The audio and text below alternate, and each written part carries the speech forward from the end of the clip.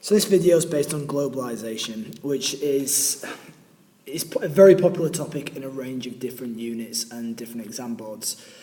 But I'm going to start off with just a famous quote by Kofi Annan, which, as it says here, it's been said that arguing against globalization is like arguing against the laws of gravity. And I think that this has definitely been the case over the last 20 to 25 years, where globalization is really accelerated.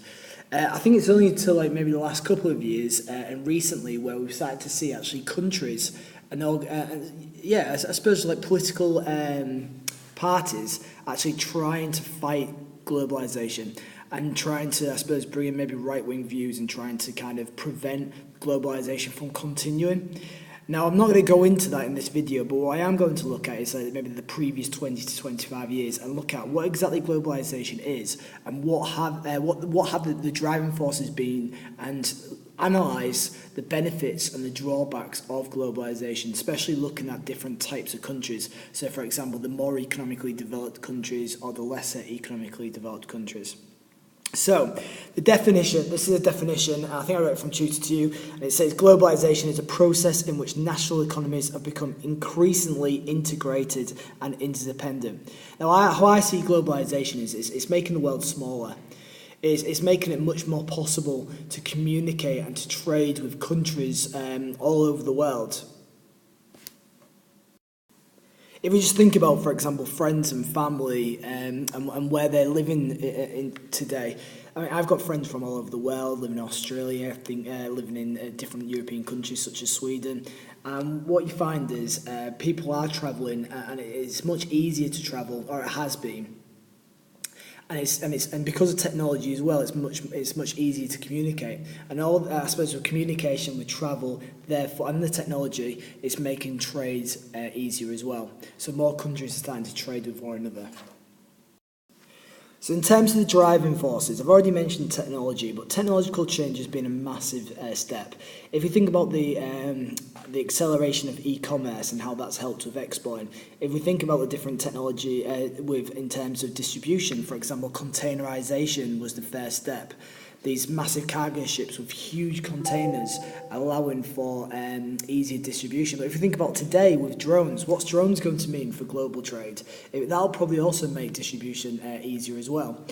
So again, more efficient transportation. Think about how more efficient and faster and larger cargo ships are today and so on, and just the speed of travel between countries. The growth of new market opportunities, again, China being a prime example, and think about China's growth over the last 10 years, and other countries that are developing at a faster rate, and which is bringing about new markets, new opportunities. I mean, I'm currently located in the UAE, and if we think about the growth of the UAE with Emirates such as Dubai, and the amount of foreign direct investment which is going into Dubai, and the amount of just the different brands from America, from the UK, from all over the world that you see more and more in Dubai.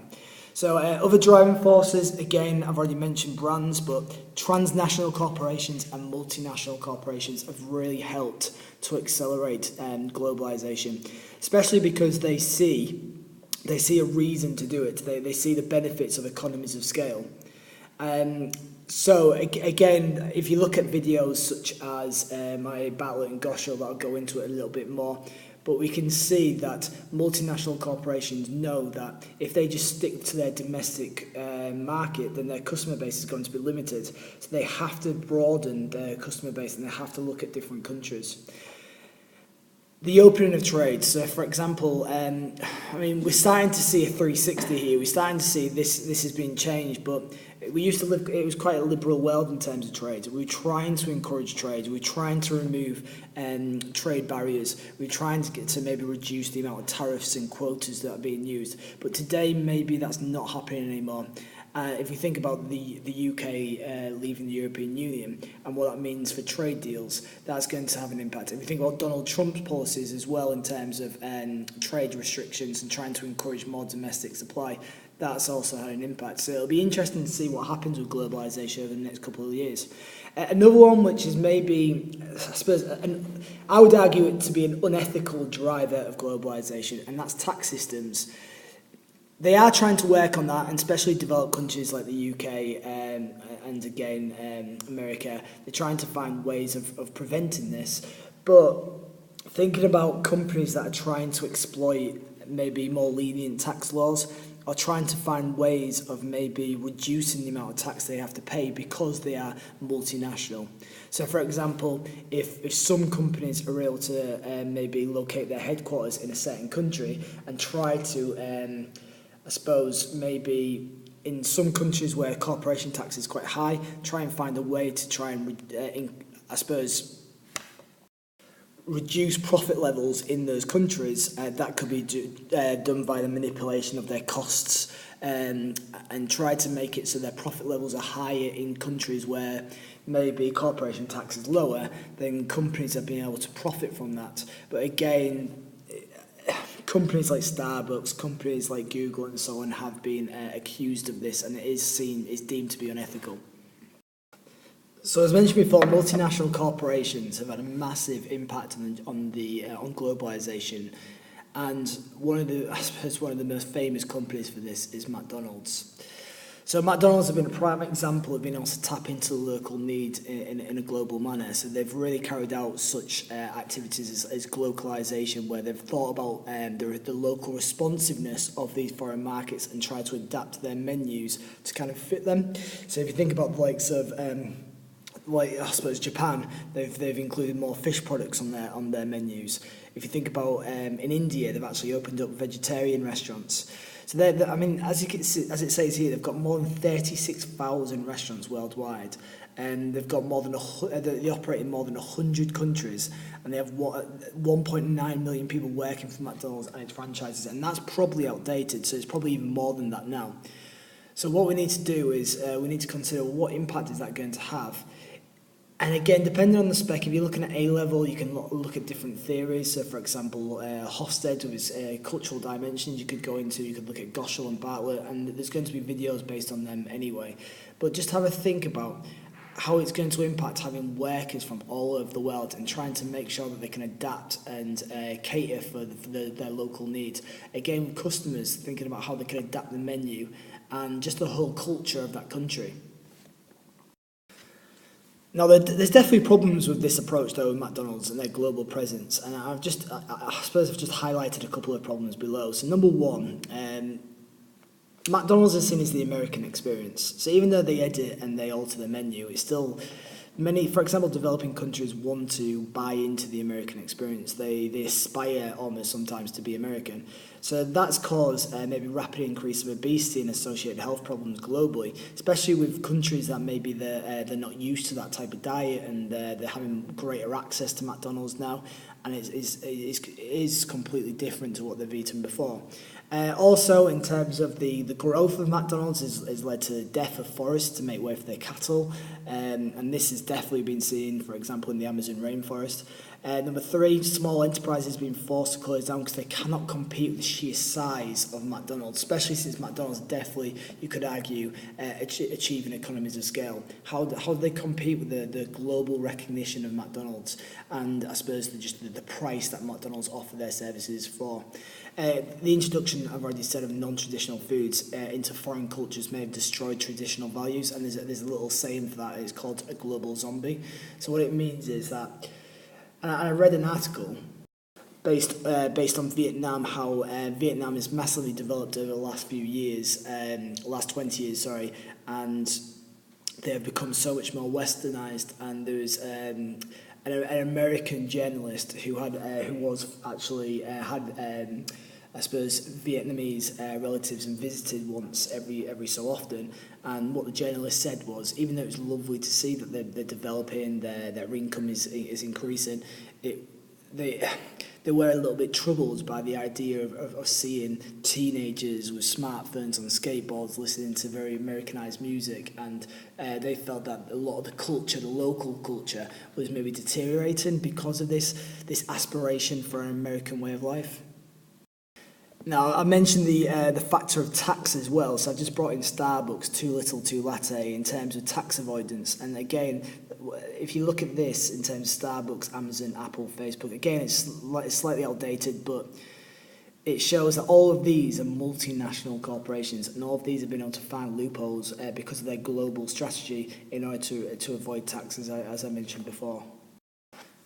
So now what I'm going to do is I'm going to focus on the more economically developed countries and how globalization benefits them. So first of all, one of the points is it's deflating the commodity market, because what they're doing is they're buying cheaper resources from developing countries. Now that's not just to do with commodities, it could be to do with goods and services as well.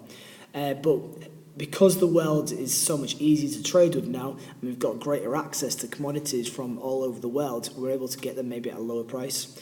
Reduction in the price of manufactured goods has increased people's income, again improving standard of living. I mean, there's definitely drawbacks to both of these points in terms of the amount of imports that have increased, but it has meant that consumers can get cheaper prices. It's improved environmental impacts as they've switched to tertiary sectors. So what we've found is maybe some of the major countries that used to, for example, China, very, very well known for their secondary sector, but with their development, they're starting to develop their tertiary sector more, and the more China develops, the more they become closer and closer to becoming an MEDC, then you might find that their environmental damage, I suppose, because of their manufacturing and because of their primary sector, will be reduced. And if you think about the UK is a prime example. Even though they're bringing manufacturing back a little bit, they are well known for their tertiary sector because of the skill level that they have. But it also comes with disadvantages. So some of the disadvantages to globalisation is structural unemployment. And what I mean by that is where jobs are being replaced by other countries. So, for example, if we think about America, and we think about Detroit, and we think about the car industry that once was in Detroit, and when a lot of the car industry outsourced and moved their operations to the likes of Mexico, then all those jobs were lost within Detroit. Now, Detroit used to be a thriving city. Companies used to try and set up in Detroit because they knew that there was a high income within Detroit. But as soon as they lost their jobs, then there was there was high levels of unemployment, there was low levels of income. Therefore, these local shops were not getting demand, they were closing down. The skilled labour knew they had to move out of Detroit, so they left. And therefore now Detroit has got the highest levels of crime and the highest levels of unemployment. Other examples is deindustrialisation. It's very hard to compete with emerging markets in such sectors as secondary, and again the UK has been an example of that. So what they've had to do is, because they couldn't compete with the likes of China, they had to move into different sectors. They had to concentrate on, for example, the tertiary sector, and you could argue that's impacted their balance of payments in terms of how much they import from the likes of China. If we now think about LEDCs in the lesser economically developed countries, it's helped, globalisation has helped bring trade to these countries. It's helped with foreign direct investment. So companies, multinational companies, are moving into these markets. They're bringing in their technology, they're bringing in their investment, they're training the workers, so therefore it's improving the education of the citizens, and therefore it's helping to develop the countries. So, as I've put here, developing countries have been able to industrialise LEDCs. The FDI, foreign direct investment, has improved national income of these countries. This investment can improve healthcare and education, and it allows them to become more globally integrated. For example, increased trade on more accessible technology. But how has it hurt LEDCs? Well, you can look at it in terms of exploitation. So we've seen companies move into countries, developing countries with much more lenient laws and legislations in terms of the working age of their workers, in terms of the amount of hours they can work, in terms of the health and safety laws in place. And we see this type of sweatshop culture in certain countries. I mean, obviously globalisation has improved information as well, so we're getting greater information if this is happening, so we can act on it. But again, if it's not deemed illegal, then it's maybe harder to act. So if we think about Gap, think about Nike, think about Apple, even Manchester United, all these brands have in the past been accused of sweatshop style behaviour. Another one I mentioned about Vietnam in terms of local identity and local culture being wiped out. Again, if we have a westernized, if we have these multinational corporations operating all over the world, then we might have more of an Americanized culture, which it could break down local identity. It creates further inequality in terms of the divide between the rich and the poor. So what you may find is a lot of these multinational corporations come from the Western countries that are already well developed and already have high income. So what that means is that they're going to have the majority of the profit, and that's going to make them even richer. Whilst yes, the developing countries may develop, and their income may increase, but it won't increase at the rate of the developed countries. So you're going to have a bigger divide between the rich countries and the poorer countries. So we may see some inequality there as well. And what I'd also say, I haven't included this, but the general disadvantage of globalisation, because it is increasing trade, it is having impacts on the environment as well. And we've seen, for example, China, India, with their carbon footprint increasing the more they develop. I mean, China are acting on it now, and they are trying to become greener, and they are using their income that they've grown and they've increased from developing into alternative energy. But in terms of India, that's not necessarily the case, not as much anyway. So we have seen with more trade globally, more of a carbon footprint.